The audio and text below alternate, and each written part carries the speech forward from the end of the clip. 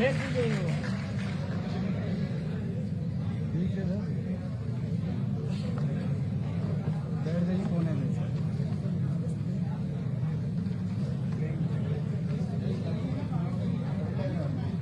जाओ भाई बीच में से।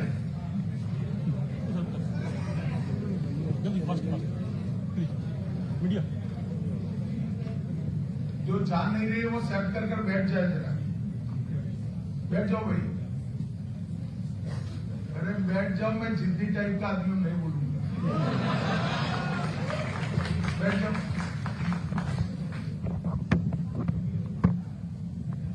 सबसे पहले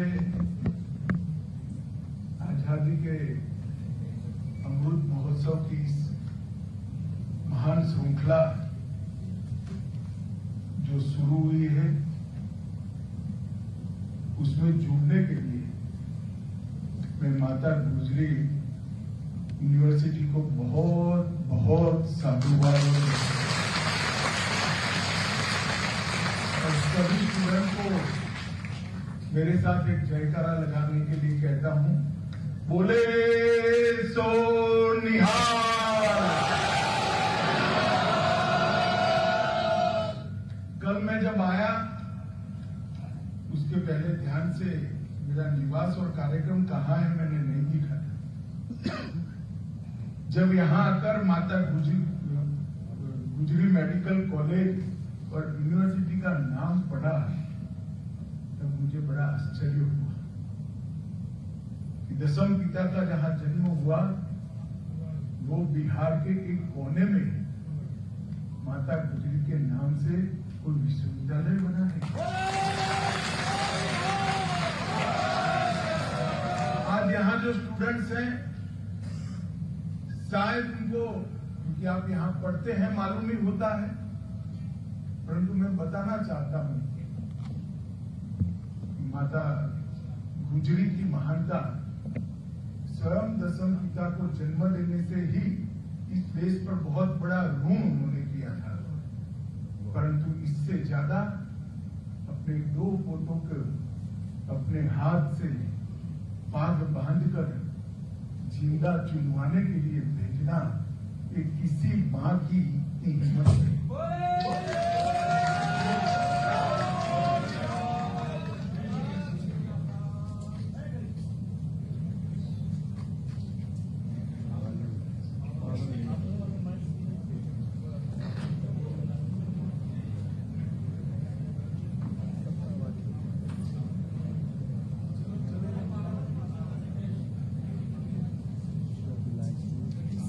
की इतनी हिम्मत नहीं होती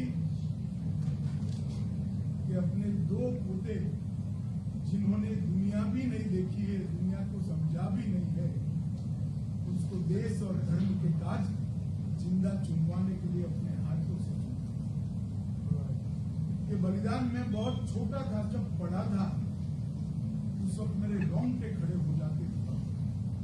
बहुत देखे हैं, बहुत सुने हैं जो अपने बेटे को हंसते हंसते मातृभूमि के लिए शहीद होने के लिए भेजते हैं, मगर ऐसा ना देखा न सुना जो अपने दो दो पोतों को जिंदा चुनवाने के लिए मातृभूमि के लिए।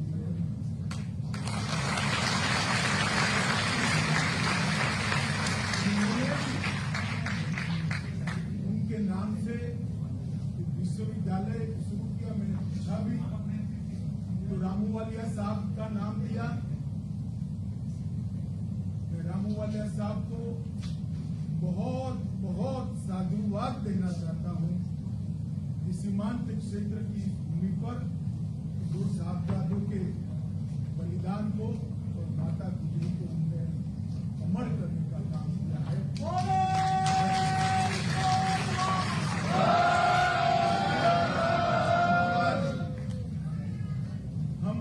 आजादी के अमृत महोत्सव के कार्यक्रम के तहत एकत्रित आए हैं। ये कार्यक्रम भैया एक भीड़ ज्यादा है इसलिए बंद हो जाता है, अब छोड़ दो, आवाज पहुंच जाएगी। अब ज्यादा बोलिए मत। आजादी का अमृत महोत्सव एक ऐसा पल है जो इतिहास में दोबारा नहीं आता। इतिहास तो आगे बढ़ता है, समय आगे बढ़ता है, मगर गया हुआ पल वापिस नहीं आता है। मैं आप सभी लोग बहुत सौभाग्यशाली है कि हम उस वर्ष में हैं जिस वर्ष को आजादी के अमृत महोत्सव के रूप में जाना जाता है। सैकड़ों सालों की गुलामी को लाखों लाखों लोगों के बलिदान के बाद और विशेषकर 1857 से लेकर 1947 तक के 90 साल के संघर्षपूर्ण स्वतंत्र संग्राम के बाद जब देश आजाद हुआ तब अनेक लोगों के मन में ढेर सारी अपेक्षाएं थी, स्वप्न थे। बदलती हुई दुनिया में देश अपने भूतकाल के अनुरूप फिर से एक बार विश्व के सर्वप्रथम स्थान पर बैसेगा, ऐसा स्वप्न देखकर कई लोग हंसते हंसते फांसी के मंच पर चढ़े गए। 17 साल का खुदीराम बोस हो या 23 साल का सरदार भगत सिंह हो, किसी ने ये नहीं सोचा था कि मेरे जीवन में बाकी क्या बचा है। इन्होंने ये सोचा था कि मेरे बलिदान से अगर इस देश को आजादी मिलती है तो मेरे जीवन में मेरा कुछ नहीं बचा। और इसके बलिदानियों के बलिदान से ये देश आजाद हुआ। 75 साल तक की यात्रा हमने बड़े गौरव के साथ समाप्त की। हमारी गति पर कोई सवाल उठा सकता है, कोई कहेगा कम गति से आगे बढ़ेंगे, कोई कहा ज्यादा गति से आगे बढ़ेंगे। जिसके हाथ में देश की जनता ने शासन दिया वो सभी ने अच्छा किया है। मगर अभी आजादी के 75वें साल में एक बहुत बड़ी घटना हुई है, मैं आपको बताना चाहता हूं। अर्थतंत्र की तालिका में 2014 में हमारा देश 11वें स्थान पर था और आज आजादी के अमृत महोत्सव में वो 5वें स्थान पर आया। वैसे तो आने को वो 7वें स्थान से 6ठे स्थान पर भी आया था, मगर वो इतना महत्वपूर्ण नहीं है। 5वें स्थान पर जब हम आए हैं तो 5वां स्थान इंग्लैंड का था, उससे आगे बढ़कर हम 5वें।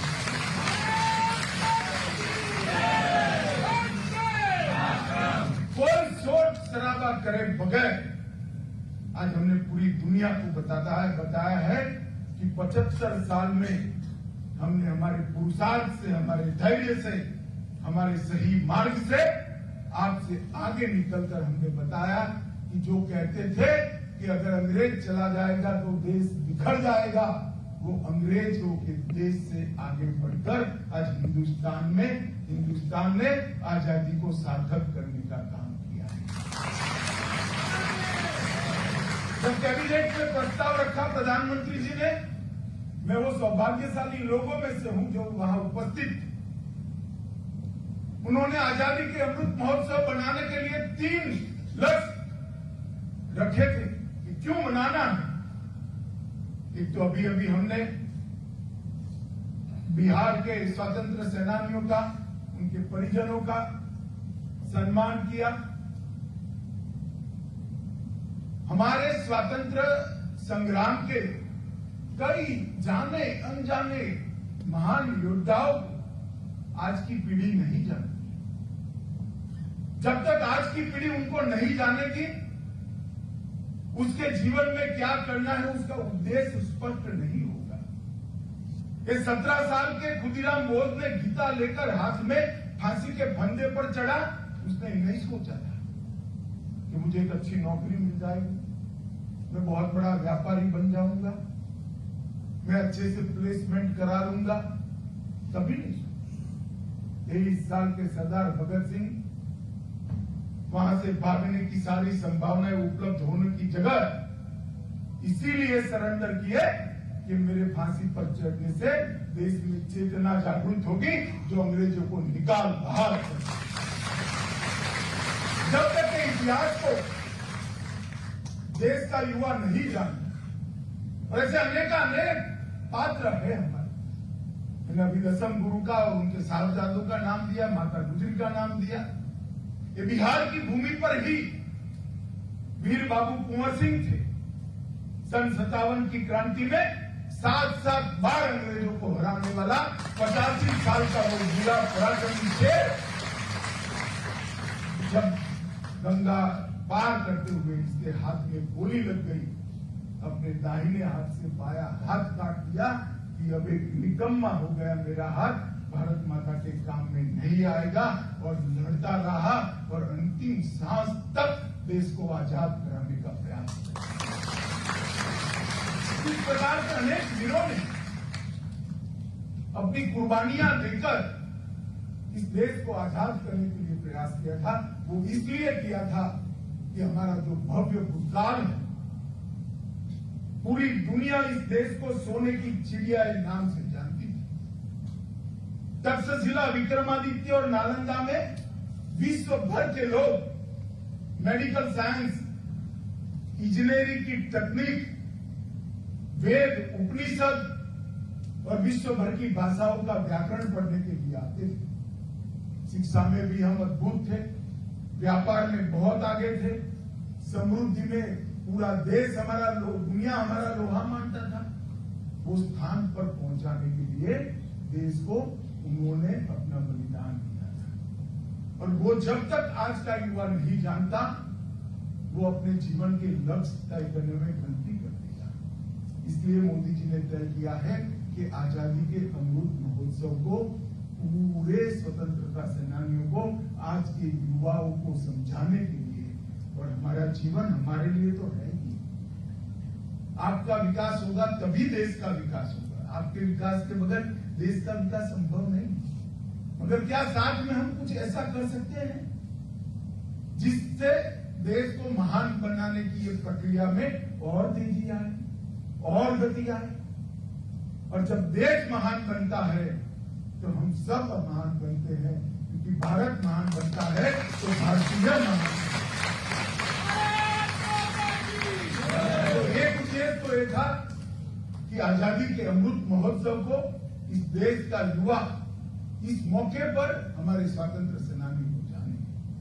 दूसरा ये था कि 75 साल में हमने जो किया है उसका हम महिमा मंडन करें, गौरवगान करें, और इसके लिए जिन जिन ने योगदान दिया है उस सबको हम याद करें। हम जब यहाँ आजाद हुए सुई नहीं बनाते थे, मंगल ग्रह तक यान भेजने का वाला भारत बन चुका है।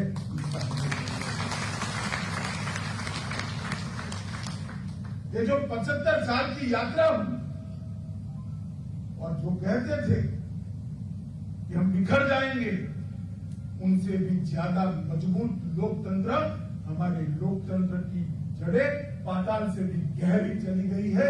इस देश ने अनेक बार सत्ता परिवर्तन किया, खून का एक कतरा भी नहीं बहा। किसी को चुना, नहीं चुनकर आए वो चले गए, चुनकर आए वो बैठ गए और शासन करने लगे। पूरी दुनिया में हमने मिसाल कायम की। हमने देखे सत्ता परिवर्तन, पूरी नस्ल खत्म होता ही हुआ। भारत में जब जब सत्ता परिवर्तन हुआ, खून का एक कतरा भी नहीं हुआ। हमने लोकतंत्र की हमारी जड़ों को पाताल से गहरा करने का काम किया है। इसका महिमा मंडन करना 75 साल की सिद्धियों का, और तीसरा 75 साल से 100 साल 2047 में देश के जब आजादी की शताब्दी मनाई जाएगी, तो 75 साल से 100 साल एक अमृत काल की। क्या करेंगे अमृत काल में? हर क्षेत्र के अंदर देश कहां होगा ये लक्ष्य तय करना है। मेडिकल साइंस में हम कहां खड़े होंगे, अंतरिक्ष के विज्ञान में हम कहां खड़े होंगे, हमारी पुरानी संस्कृति को फिर से पुनर्जीवित कर विश्व में सम्मान दिलाने के लिए हम कहां खड़े होंगे, हमारी भाषाओं का संरक्षण और संवर्धन को बढ़ाने के लिए हम कहां खड़े होंगे 100 साल के बाद। देश का अर्थतंत्र 100 साल में क्या दुनिया में एक नंबर का अर्थतंत्र बन सकता है क्या? देश की सेनाएं इतनी आधुनिक और मजबूत बन सकती है कि कोई हमारे देश के सामने टेढ़ी आंख से नजर डालने की हिम्मत नहीं। ये अमृतकाल देश की जनता को अपने लक्ष्य तय करने का अमृतकाल है। और देश के लक्ष्य तो तब तय होते हैं जब हम 130 करोड़ लोग हमारे लक्ष्य तय करते हैं। बहुत सारे युवा बैठे हैं, इसलिए मैं बहुत डिटेल में बात करता हूं। सभी युवाओं को, भाइयों और बहनों दोनों को, आपके जीवन का एक लक्ष्य आप जरूर तय कर लेना, एक संकल्प जरूर लें। इतना ही हो कि वो संकल्प आपके लिए, संकल्प छोटे से छोटा लीजिए। एक बार तय कर लीजिए, कमरे से बाहर निकलते वक्त मैं स्विच बंद कर कमरे के बाहर जाऊंगा या जाऊंगा। तय कर लीजिए, मेरी भोजन की थाली में जूठा कुछ नहीं छोड़ेगा। अब तय कर लीजिए, मैं ट्रैफिक के नियमों के सिग्नल का कभी उल्लंघन नहीं करूंगा। अब तय कर लीजिए, मुझे जो टैक्स भरना पड़ता है वो पूरा जीवन मृत्यु पर्यंत नियमों के साथ मैं भर दूंगा या भर दूंगी। जो आपको तय करना है वो करिए। अपने अलावे एक संकल्प ले लीजिए। मैं आपको बताता हूं, अगर 130 करोड़ लोग एक एक संकल्प लेते हैं तो 130 करोड़ कदम देश एक साथ आगे बढ़ता है। बहुत बड़ी ताकत है। आजादी के अमृत काल देश के लिए संकल्प लेने का समय है। 130 करोड़ नागरिकों के लिए भी संकल्प लेने का समय है और वो 130 करोड़ नागरिकों ने उसको जीवन पर्यंत निभाना है। मैं आपको विश्वास दिलाता हूं, मेरे सामने युवा बैठे हैं। आजादी की शताब्दी जब मनाई जाएगी, हम मंच पर बैठे, इसमें से शायद कोई नहीं होगा, मगर आप लोग जरूर होंगे, जरूर। और आप ऐसे भारत के नागरिक होंगे जिस भारत पर हर भारतीय नाच करेगा, गर्व करेगा, ऐसे भारत की आप बनाएंगे। इसके लिए एक सामूहिक पुरुषार्थ की जरूरत है। इसके लिए सामूहिक संकल्पवान राष्ट्र की जरूरत है और इसके लिए एक दिशा में काम करने वाले 130 करोड़ लोग एक दिशा में अपना पुरुषार्थ करें, इसकी जरूरत है। और इसी के लिए आजादी का अमृत महोत्सव मनाने का निर्णय किया है। ये सांस्कृतिक कार्यक्रम, ये आजादी के संग्राम के लड़ने वालों का सम्मान और देश के हर क्षेत्र के अंदर लक्ष्य करने का समय, ये आजादी के अमृत महोत्सव का वर्ष है।